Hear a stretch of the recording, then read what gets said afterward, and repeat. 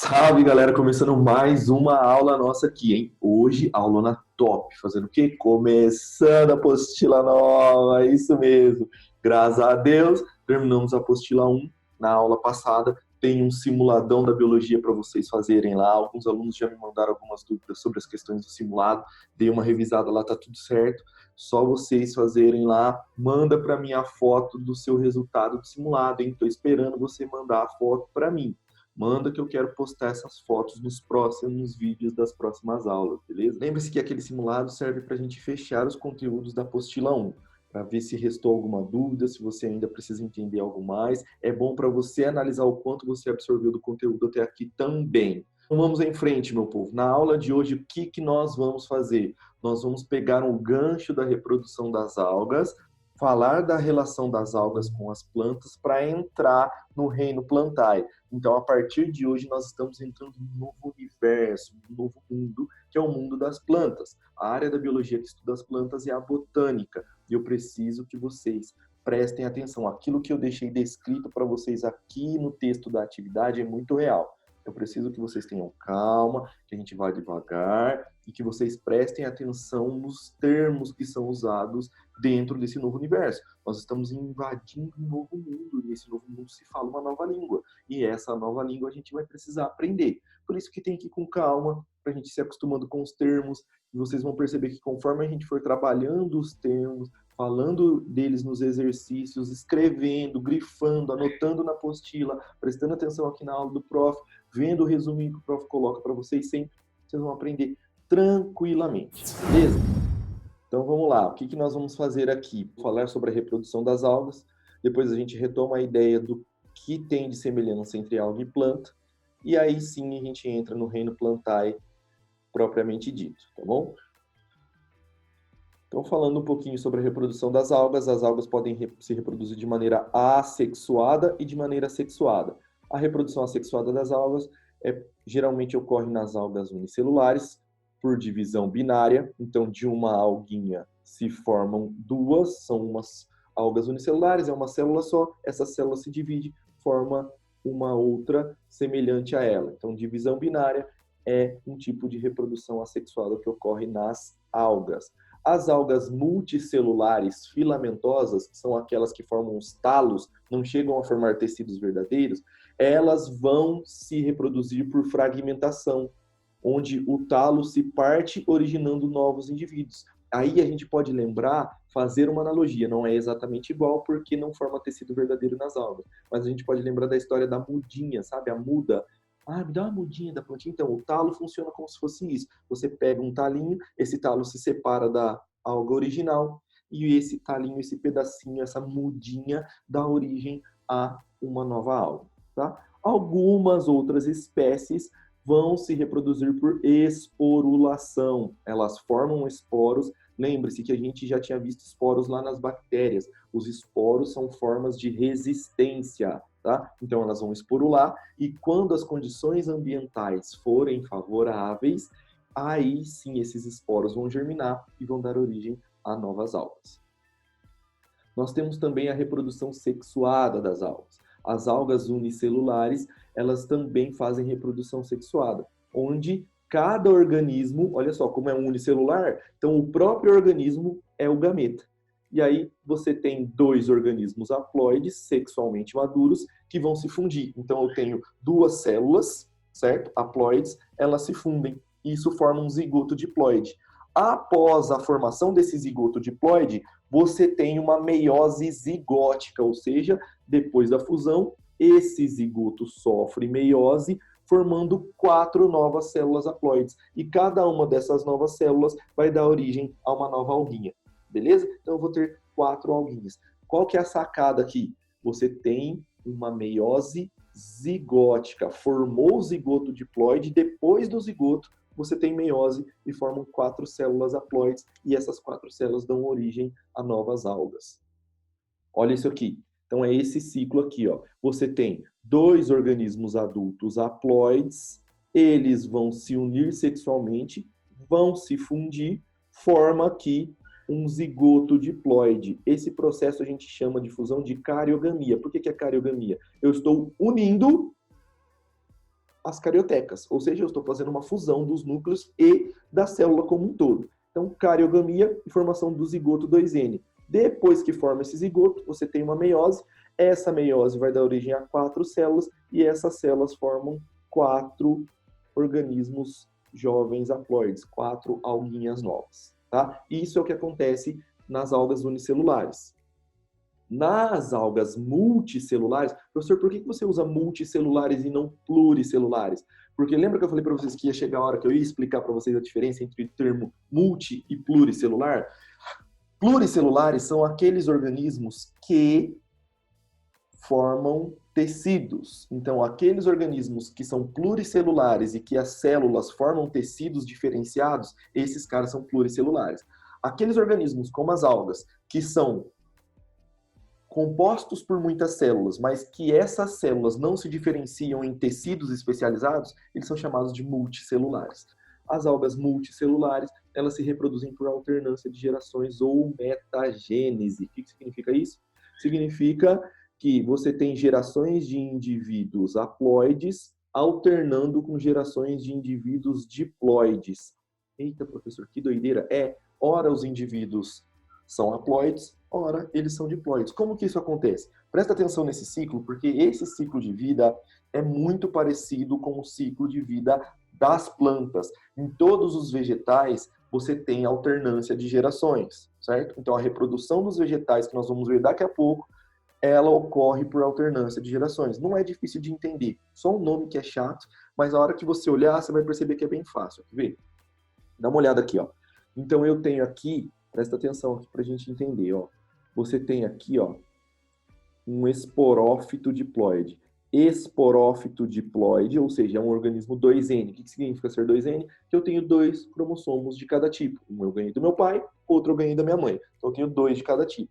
Nesse caso aqui ele tem 26 cromossomos, então ele tem 13 pares. Beleza? 13 pares. Por que eu chamo ele de esporófito? Presta atenção nesse nome, porque isso vai ajudar a gente lá nas plantas, tá? Por que eu chamo ele de esporófito? Eu chamo ele de esporófito porque esse cara forma esporos, beleza? Então, o esporófito é o cara que vai formar esporos. Então, vamos lá, ó. Então, eu tenho ele aqui. Olha aqui, ó. Células que fazem meiose. Então, a meiose aqui é espórica. Lá nas algas unicelulares, a minha meiose era zigótica. Aqui a minha meiose é espórica. Então, eu faço meiose e essa meiose forma esporos. Guarda essa informação, porque nas plantas a meiose é sempre espórica. Então, guarda essa informação sobre meiose. A meiose é para a vida isso. Meiose serve para 2 coisas. Formar gametas nos animais e esporos nos vegetais. Beleza? Gametas nos animais e na maioria dos organismos e esporos nos vegetais. Beleza? Então, fiz meiose, formei esporo. Esses esporos, ó, como eu fiz meiose, tem metade do número de cromossomos do esporófito, ó, 26, 13. Formei os meus esporos. Esses esporos vão ser lançados no ambiente. Ó, os meus esporos ainda flageladinhos, ó. Esporos flagelados. Eles vão ser lançados no ambiente. E cada esporo desse vai germinar e vai dar origem a um novo indivíduo. Ué, professor, mas não fusionou, né? Não. Então eu tenho aqui novos indivíduos formados a partir desses esporos, que têm apenas 13 cromossomos. Portanto, eles são haploides. Por isso que a gente chama de alternância de gerações. Eu tenho indivíduo diploide e eu tenho agora aqui indivíduo haploide. Ou seja, eles têm apenas 13 cromossomos. E olha o nome dele? Gametófito. Significa que ele vai formar o quê? Gameta. Então, esses caras que são gametófitos vão dar origem a gametas. Tá bom? Então, aqui, ó, eles têm uma célula especializada, tá? Um tipo de célula diferenciada. Você fala assim, professor, mas você acabou de falar que multicelular ele não tem diferenciação em tecidos. Não, não tem mesmo. Ele não forma tecidos, mas eles têm algumas células especializadas. Essas células especializadas, no caso aqui, são células formadoras de gametas, tá? Por isso que esses caras são chamados de gametófitos. E aí esse gametófito forma os gametinhas aqui, esse outro forma esses outros gametas aqui. Esses gametas são liberados no ambiente. Esses gametas vão se encontrar, gameta diferente de esporo, gameta se funde, gameta fecunda. Então, eu tenho fecundação, cada gameta tem 13 cromossomos, então 13 cromossomos desse gameta, 13 cromossomos desse gameta, fecundou, formou quem? Um zigotão. O meu zigotão tem o quê? 26 cromossomos, porque ele veio da fecundação desses gametas de 13 cromossomos cada um. Esse zigoto se desenvolve e vai dar origem a um indivíduo adulto com 26 cromossomos novamente, que é um indivíduo diploide. Você pode olhar assim, ó, pelas imagens, você não tem nem diferença morfológica da fase diploide para a fase haploide. Nesse caso aqui não, que é o caso mais clássico, que é da uva, que é da alface do mar. A alface do mar, ela não tem diferença morfológica, estrutural da alga diploide para a alga haploide. Mas nas plantas a gente vai perceber que você vai ter diferença sim nas fases haploides e na fase diploide. Geralmente na planta é só uma das fases que é a planta propriamente dita. A outra fase, a haploide ou a diploide, é só uma fase passageira que faz parte do processo reprodutivo. Aqui não, aqui você tem, tanto na fase diploide quanto na fase haploide, algas verdadeiras, algas formadas por isso. Mas aqui você percebe a alternância de gerações que a gente fala. Ora diploide, ora haploide. Quando é diploide, ele é o esporófito que forma esporos por meiose. Os esporos haploides germinam, formam gametófitos haploides. Esses gametófitos formam gametas que vão fecundar e vão dar origem ao zigotão, que vai formar novamente um esporófito diploide. Esse é o ciclo. Simplão. Eu sei que a primeira vez você olha, assusta, mas não é difícil. Se você não entendeu, pausa, volta o vídeo e assiste de novo. Beleza? Ah, eu tenho um desafio para você agora. Se você está estudando nesse momento da aula e está prestando atenção no que o prof está falando, agora é mais ou menos aí umas 11h40, 11h45, certo? Então agora você vai fazer o quê? Você vai pausar o meu vídeo, vai tirar uma foto de você na frente do computador com a carona do professor aparecendo aí e vai me marcar aí, ó, marca o professor aqui no Instagram e marca também o Colégio Maxi, beleza? Então, marca o prof, marca o Colégio Maxi. E eu quero ver isso aqui porque eu vou estar acompanhando, esperando a notificação aqui para ver se você está estudando na hora certa da sua aula. Então, esse é o primeiro desafio da aula de hoje, tá bom? Vamos lá, continuando a nossa aula aqui. Agora, então, nós vamos falar da relação entre as algas e as plantas. O que elas têm em comum? Algas e plantas são organismos autótrofos fotossintetizantes. Os dois grupos, tanto algas quanto plantas, têm clorofila, compartilham de parede celular compostas por celulose, a grande maioria. Tá? Lembre-se que isso aqui é uma característica comum entre elas, porém, não são todas as algas que têm a parede celulósica, tá? A maioria tem, mas nem todas. Por isso que duas características para você guardar: autótrofos fotossintetizantes e possuem clorofila semelhantes, que é a clorofila A e B. Beleza? Parede celular composta por celulose, a maioria das algas tem, todas as plantas têm, mas como não são todas as algas, então existem alguns exercícios que não vão considerar essa característica como sendo uma característica comum aos dois grupos, tá? E aqui nós temos a participação especial dos nossos passarinhos, né? A gente sabe que home office tem que ter a participação dos meninos para validar a aula.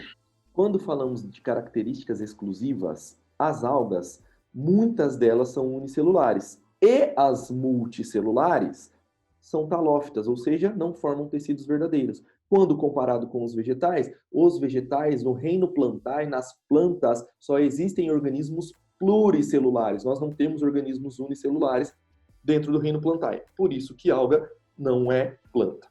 Agora falando das plantas, então como eu comentei com vocês, as plantas são pluricelulares, formam tecidos verdadeiros. Em plantas, todas as plantas têm meiose espórica, igual no exemplo que eu acabei de mostrar da reprodução. A meiose em todas as plantas, no ciclo de vida delas, é para fazer esporos, tá? Então, em todas as plantas terrestres, quando você tem a meiose forma esporos. Você vai, professor, e os gametas? Os gametas vão ser formados na parte haploide da planta. beleza? Ou na fase haploide do vegetal, tá? E todas as plantas são embriófitas. O que significa isso, professor? Já começou esse monte de nome? Já começou. Então, esse nome aqui, ó, é o nome que vai separar gente grande dos meninos. Por quê? Porque esse termo embriófita significa o quê? Que o embrião de todas as plantas, o filhinho que vai ser formado, o filho, se desenvolve sempre inicialmente dentro do gametângio feminino. Ou seja, nas plantas acontece como nós. O nosso desenvolvimento inicial não é dentro do corpo da nossa mãe? E aí depois a gente se desenvolve fora? Nas plantas também. Todas as plantas, todos os vegetais terrestres, eles têm o seu desenvolvimento inicial do embrião dentro da planta-mãe. E depois ocorre a formação dele fora, na maioria dos grupos. Vocês vão ver que um grupinho que a gente vai estudar, que é o primeiro grupo, lembre-se sempre assim, ó, sempre quem é o primeiro grupo na escala evolutiva, ele é meio gambiarra. Então, o primeiro grupo das plantas, ele tem aí as suas particularidades e o embrião safadinho, ele se desenvolve dentro da planta-mãe, dentro do corpo da planta-mãe e nunca abandona a mãe. É igual aquele filho que mora dentro de casa até hoje, sabe? Aquele filho velho que tem 30 anos e tá morando dentro da casa do pai e da mãe? Então, é igualzinho. O primeiro grupo de plantas acontece assim, o filho se desenvolve em cima da planta-mãe, suga a planta-mãe até ele morrer. É assim que acontece, beleza? Então vamos lá, vamos falar então dos vegetais. Vamos falar sobre a origem e evolução das plantas. Nós temos dentro dos vegetais 4 grandes grupos de vegetais, tá? Nós vamos estudar isso de uma forma muito particular. Então, características gerais dos vegetais são eucariontes, são autótrofos e pluricelulares com tecidos organizados. Então, ó, eucariontes, autótrofos e pluricelulares e formam tecidos verdadeiros. Junto com as algas, as plantas são os maiores produtores do ecossistema. O que significa isso? Que são eles que fixam a energia luminosa fornecida pelo Sol e formam matéria orgânica para ser consumida pelos outros seres vivos da cadeia alimentar. Eles são a base da cadeia alimentar, eles são os produtores, são eles que garantem a manutenção da vida na Terra. Por isso que eu falei para vocês que nós precisamos valorizar, amar as plantinhas, porque as plantinhas são necessárias para a nossa sobrevivência, não é? Então tem que respeitar, tem que valorizar. E o ramo da biologia que estuda as plantas é a botânica. Então, os vegetais, eles provavelmente surgiram de algas aquáticas. Então, as plantas vieram para o ambiente terrestre e precisaram se adaptar a esse ambiente. E ao longo do tempo, elas foram se tornando mais independentes do meio aquático. E como que elas fizeram isso? Elas fizeram isso se adaptando. Elas criaram, né, ao longo do tempo, estratégias, estruturas, características que permitiram a elas sobreviver no ambiente terrestre. Como, por exemplo, estruturas responsáveis por diminuir a perda de água por transpiração. Nós vamos ver que estruturas são essas. Elas otimizaram as trocas gasosas para permitir a entrada de gás carbônico para o processo de fotossíntese e também respirar de oxigênio para fazer respiração celular. Elas também otimizaram a capacidade de absorver água do solo e sais minerais, utilizando rizóides e as raízes, tá? Lembrando que essas estruturas também auxiliam na fixação das plantas no substrato. Elas desenvolveram vasos condutores, assim como nós temos veias e artérias que transportam nutrientes pelo nosso corpo, as plantas também têm vasos condutores. A diferença é que ela tem vasos específicos para transportar determinados tipos de substâncias. Ela tem um vaso chamado de xilema, que transporta a água e os sais minerais que ela absorve da raiz até a copa das árvores mais altas. E esse xilema, ele só é possível de existir por causa de uma estrutura, de uma substância chamada lignina, que a lignina é uma substância produzida pelos vegetais que promove a sustentação das células, tá? Nós vamos estudar melhor a lignina quando falarmos dos tecidos vegetais. E também tem o floema, que é um vaso condutor de seiva elaborada. Então, quando a planta faz fotossíntese e produz carboidrato, esse carboidrato, essa matéria orgânica, ela é transportada por esse vaso do floema. Então, eu tenho o xilema, transporta água e sais minerais, a gente chama isso de seiva bruta, e nós temos o floema, que transporta os carboidratos, a matéria orgânica, nós chamamos isso de seiva elaborada, tá? Além disso, as plantas foram criando adaptações reprodutivas para depender menos ainda da água. Se vocês lembrarem da reprodução que nós comentamos agora há pouco das algas, vocês viram que os gametas são flagelados? O gameta flagelado necessita de um meio líquido para se locomover. E então as plantas foram por muito tempo dependentes da água, porque os gametas das plantas são oriundos das algas. Por isso que se acredita muito que as plantas se originaram de algas verdes primitivas, porque os gametas são flagelados nos primeiros grupos de plantas. Então as plantas ainda dependiam da água para o processo reprodutivo acontecer. Ao longo do tempo, as plantas foram se adaptando e se tornaram independentes da água, porque surgiu uma estrutura sensacional, que é o grão de pólen, que transporta o gameta masculino, e o tubo polínico. O tubo polínico, que eu falo que é o pinguelão da planta. O tubo polínico ele vai transportar o gameta masculino até o ovário da planta feminina.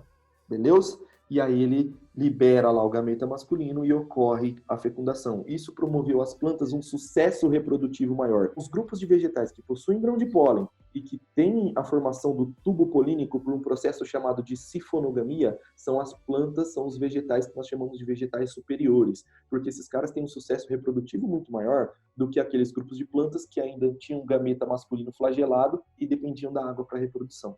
Nós vamos ver quem são esses grupos a partir de hoje. Então, falando sobre os grandes grupos de vegetais, como que ocorreu a origem e a evolução das plantas aí na escala evolutiva. Não tinha como a gente fazer isso a não ser analisando uma árvore filogenética. Então, aqui está o grupo externo, que são as algas verdes, que provavelmente são as ancestrais das plantas terrestres. E aqui você tem a primeira característica que eu falei para vocês guardarem no coração, ó, que são as plantas seriam o quê? Embriófitas. Tem outra que nem os gametângios revestidos por células estéreis. Gametângios são as regiões onde formam os gametas, tá? Então você tem ali uma estrutura, são células que formam um tecido de revestimento de proteção da estrutura que forma os gametas. Mas a grande característica que vai separar as plantas terrestres das algas que deram origem às plantas é justamente elas serem embriófitas, ou seja, os embriões, os filhos se desenvolvem inicialmente dentro do corpo da planta-mãe, diferente das algas que os organismos se formavam fora. Então, todas as plantas terrestres são embriófitas. E aí você tem aqui as plantas sendo embriófitas e aí surge o primeiro grupinho. Quem é o primeiro grupo de planta? As briófitas. Professor, quem são as briófitas? Nós vamos ver daqui a pouco, mas as briófitas são os musgos, tá? Quem são os musguinhos? Os musguinhos são aquelas plantinhas que você vê no lodo. Sabe quando você pega aquelas rochas nuas assim e tem aquele lodinho, aquela parte verdinha do lodo? Aquilo ali é musgo, tá? São plantas muito pequenininhas, você não consegue visualizar a olho nu as estruturas delas, mas são plantinhas muito legais. Nós vamos falar delas daqui a pouco. É o primeiro grupo de planta que surge na escala evolutiva, tá bom? As briófitas, por serem as primeiras, ainda são muito dependentes da água, não conseguem viver em ambientes abertos, expostas diretamente ao sol, porque elas não têm mecanismos de controle da transpiração, então elas podem desidratar.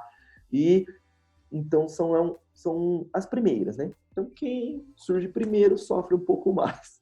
Depois, na escala evolutiva, para surgir o segundo grupo de plantas, as plantas foram se adaptando ao ambiente natural e surgiram quem? Os vasos condutores de seiva, aquele xileme, aquele floema. Então, as briófitas ainda tinham uma outra limitação, que elas não podem ter grande porte porque elas tinham uma dificuldade muito grande de transportar nutrientes, já que elas não tinham vasos condutores. O transporte de nutrientes nas briófitas era célula a célula. Então, os nutrientes iam passando tanto a água quanto os nutrientes de uma célula para outra. Agora, imagina se eu tivesse uma briófita grandona, a água entra lá na célula de cima até chegar na última aqui embaixo, ela já morreu desidratada. Agora, quando surgem os vasos condutores, eu já tenho a possibilidade de ter plantas maiores, tá? Que é o que acontece com esse segundo grupinho que surge na escala evolutiva, que são as pteridófitas. Quem que é um exemplo de pteridófita? A samambaia lá da casa da avó. Isso mesmo, samambaia. Então, as samambaias são exemplo das pteridófitas, tá bom? Depois, as plantas continuaram se desenvolvendo e nós temos quem? o surgimento de uma característica sensacional, que é o surgimento das sementes. Então, a partir daqui, eu tenho plantas que produzem sementes. Produzir semente, eu tenho uma vantagem evolutiva aí da reprodução muito maior. O meu sucesso reprodutivo é muito maior. Lembrando que, junto com o surgimento de semente, eu tenho aqui o surgimento de outras duas características, que é o grão de pólen e o tubo polínico, a formação do tubo polínico. Então, o grão de pólen, o tubo polínico e a formação de sementes evoluíram demais o processo reprodutivo das plantas e se formaram dois grandes grupos, as gimnospermas e as angiospermas. Lembrando que as gimnospermas, que foram as primeiras na escala evolutiva a surgir, esse termo gimnosperma significa semente nua. Semente nua. Então, são plantas que têm sementes, mas não têm frutos. Beleza? Aí, as plantas que não estão de brincadeira, para dominar de fato o nosso planeta, porque você encontra planta em tudo quanto é lugar da Terra, você vai encontrar quem? As angiospermas, que são os vegetais superiores junto com as gimnospermas. Porém, as angiospermas são diferenciadas, né? Esse termo angiospermas é porque elas têm o quê? Elas têm um anjo que protege e guarda a semente. Quem é esse anjo que reveste, protege e guarda a semente? Os frutos. São os frutos. Então, nas angiospermas, você tem as flores. As flores são os órgãos sexuais das angiospermas, beleza? Então, as flores são as estruturas reprodutivas das angiospermas e os frutos, eles revestem e protegem as sementes, dando às angiospermas um sucesso reprodutivo ainda maior, porque as flores atraem polinizadores e porque os frutos atraem dispersores de sementes. Então, o sucesso reprodutivo das angiospermas é sensacional. Falando sobre alguns termos agora para vocês entenderem. Então, todas as plantas, todos os vegetais superiores são embriófitas, como eu já comentei com vocês. É a primeira característica que surge aqui na escala evolutiva, embrião retido no gametângio feminino. Isso significa ser embriófita. Bom? Depois, criptógamas. Briófitas e pteridófitas são plantas criptógamas. Professor, o que é isso? Criptógamas são aquelas plantas que têm o seu órgão reprodutor, as suas estruturas reprodutivas, não muito visíveis, não muito aparentes. Você não consegue identificar na planta quem são as estruturas reprodutoras, tá? Tanto é que eles falam que são criptas, que ficam escondidas dentro de criptas, e é isso que significa ser criptógamas, tá bom? Então, briófitas e pteridófitas são assim, você não consegue identificar as estruturas reprodutoras dessas plantas, tá? Quando eu falo das gimnospermas e das angiospermas, aí a coisa já muda um pouco de figura. Essas plantas são chamadas de fanerógamas. O que significa fanerógamas? Que os órgãos reprodutores são visíveis, aparentes e identificáveis. Nas gimnospermas, por exemplo, é muito fácil você saber. Por quê? Porque quando você chega na época do Natal, sua mãe, seu pai ou você mesmo faz o quê? Põe uma guirlanda lá na porta da tua casa. E nessa guirlanda tá cheio do quê? Cheio daquelas estruturas das araucárias, que é a pinha.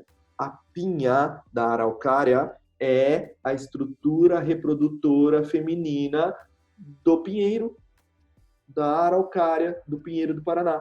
Então você tá botando, sabe o que na porta da sua casa? Um monte de periquito. Tá cheio de periquito. Mó pornográfico. Mó pornográfico, hein? Então, olha que doideira. A gente, às vezes, não conhece as estruturas, né? Então, a estrutura das fanerógamas é a estrutura reprodutora aparente. Então, um exemplo da gimnosperma que eu já comentei com você. E nas angiospermas são as flores, beleza? Então, as flores são as estruturas reprodutoras das angiospermas. Por isso que quando o cara gosta da mina, a mina gosta do cara, ele dá flor, entendeu? Tem uma mensagem subliminar. Pegou a referência? Então, é nóis. Beleza, tem mais alguns termos aqui. Traqueófitas. O que são plantas traqueófitas? São plantas que têm traqueias, são plantas que têm vasos condutores, são plantas vasculares. Traqueófitas, presença de vasos condutores, plantas vasculares. São 3 termos para a mesma coisa. Ou seja, são as plantas que possuem vasos condutores. Onde estão os vasos condutores? Aqui, aqui embaixo. Então, daqui para cima, todo mundo tem vaso condutor. Então, quem são as plantas traqueófitas? Pteridófitas, gimnospermas e angiospermas. Esses 3 grupos possuem vasos condutores. Quem é a única que não tem vaso condutor? As coitadinhas das briófitas, que são chamadas de atraqueófitas ou avasculares. Beleza? Pegou o nome? Então é isso. Gimnospermas e angiospermas. Esse termo esperma significa semente. E as plantas que produzem sementes são chamadas de espermatófitas. Espermatófitas são as plantas que produzem sementes. Quem são espermatófitas? Só gimnosperma e angiosperma. Então tá aqui para você, ó, bem marcadinho nessa árvore filogenética. Beleza? Entendeu tudo isso que o prof falou? Se ficou muito nome na tua cabeça, faz o mesmo esquema. Pausa o vídeo, volta, assiste de novo, vai anotando aí, vai deixando tudo bonitinho no seu caderninho, na sua apostila, para você não se perder com os nomes. Então, ó, embriófitas são as plantas terrestres que têm o embrião se desenvolvendo inicialmente dentro da planta-mãe. Traqueófitas são as plantas que possuem vasos condutores, são plantas vasculares. Pteridófitas, gimnospermas e angiospermas. Espermatófitas são plantas que produzem sementes, somente gimnospermas e angiospermas. Criptógamas, briófitas e pteridófitas são as plantas que não têm as suas estruturas reprodutoras aparentes. Fanerógamas, gimnosperma e angiosperma, são aquelas plantas que possuem órgão reprodutor aparente. São os estróbilos nas gimnospermas, como a pinha, que eu comentei com vocês, e as flores nas angiospermas. Beleza? Vão aparecer novos termos aí para vocês mais para frente, mas a gente vai comentando depois. Por exemplo, as angiospermas, a presença de flores e frutos, a gente chama essa característica de possuir flor de antófitas. Então, plantas que produzem flores são as plantas antófitas. Então, se esse termo aparecer, você já sabe o que é, beleza? Aqui uma outra árvore filogenética mostrando essas características também, mas é legal que aqui ele enumera. E é bom você ter essa visualização, porque eu já vi em muitas provas de vestibular cair questões assim no Enem também. Então, ó, número 1, essa primeira característica que separa todas as plantas, que todas as plantas têm, e que separa ela do ancestral, que pode ter sido uma alga verde, é justamente o quê? Embriões protegidos por estruturas especiais, ou seja, embriófitas. Os embriões se desenvolvem dentro da planta-mãe. Depois surgem as plantas, surge o primeiro grupinho, as briófitas, aquelas plantinhas mais simples, mais humildes, que são os musgos. A partir do momento que eu tenho a formação de vasos condutores, são as plantas traqueófitas, são as plantas vasculares. Então, daqui para cá, do 2 para frente, todo mundo é traqueófito, todo mundo é vascular. E aí eu tenho o desenvolvimento de um segundo grupinho, que são as pteridófitas, aquela samambaia lá da casa da avó, certo? Samambaias são plantas maiores do que as briófitas, são plantas que já têm vasos condutores, mas assim como as briófitas ainda são dependentes da água para reprodução, porque o gameta masculino ainda é flagelado. As pteridófitas, assim como as briófitas, como os musgos, a samambaia, assim como o musgo, também precisa ficar em ambientes sombreados, porque ainda não possuem estruturas que permitem a elas controlar a perda de água por transpiração. Por isso que, se você reparar, lá na casa da avó, que tem a samambaia fica onde? A samambaia fica lá na área, fica na sombra, ela não fica exposta diretamente ao sol, porque ela não pode, beleza? Ela não pode. Depois eu tenho o surgimento das plantas com sementes e o surgimento do grão de pólen e do tubo polínico, característica número 3, um grande avanço no processo reprodutivo dos vegetais. E aí eu tenho os vegetais superiores, que eu chamo, que são as gimnospermas, que são as plantas com sementes nuas, e depois eu tenho as angiospermas, que são as plantas antófitas. O termo número 4, antófitas, se refere à formação de flores e também de frutos. Aqui, só uma filogenia sensacional e já alguns exemplozinhos aqui, ó. Então, esses aqui são exemplos de briófitas. Os musgos são os principais representantes, mas nós temos também as hepáticas e os antóceros. Depois aqui, ó, origem das plantas vasculares, ou seja, das traqueófitas, vasos condutores. Aqui eu tenho, ó, as minhas licófitas, as selaginelas, que também são pteridófitas. Aqui eu tenho outras pteridófitas, como as samambaias e as cavalinhas. E depois eu tenho aqui a origem de plantas com sementes, os vegetais superiores, gimnospermas e angiospermas. E olha como ele usa outro termo aqui, ó. Então, ó, plantas avasculares para as briófitas, plantas vasculares sem semente, que são as pteridófitas, e plantas vasculares com sementes, que são as gimnospermas e as angiospermas. Beleza, meu povo? Então é isso aí. Vamos começar aqui a falar das plantas, hein?